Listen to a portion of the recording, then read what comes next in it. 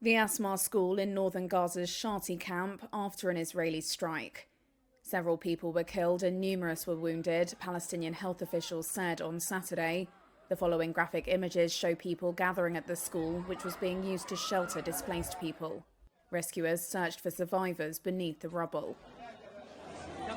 In the central Gaza Strip camp of Al-Maghazi, fatalities were reported after a separate Israeli strike on a house. Gazan health officials said Israel's military strikes killed dozens across the enclave on Saturday, and that Israeli forces were tightening a siege around hospitals in Jabalia in the north. The Israeli military said its forces were continuing operations against Hamas across the Gaza Strip, adding they had killed several gunmen in Rafah and Jabalia and were dismantling military infrastructure.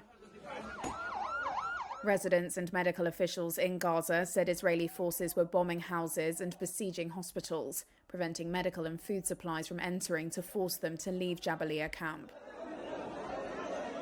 Israeli officials said they had issued evacuation orders aimed at separating Hamas fighters from civilians, and denied that there was any systematic plan to clear civilians out of Jabalia or other northern areas.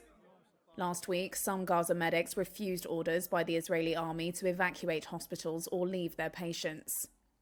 Israel's military said its troops operating in the area have been, quote, briefed on the importance of mitigating harm to civilians and medical infrastructure. Israel launched its offensive against Hamas after the group's October 7th attack on Israel.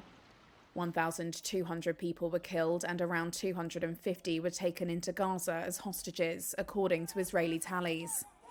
Gaza's health authorities say more than 42,500 Palestinians have been killed in the offensive so far, with another 10,000 uncounted dead thought to be under the rubble.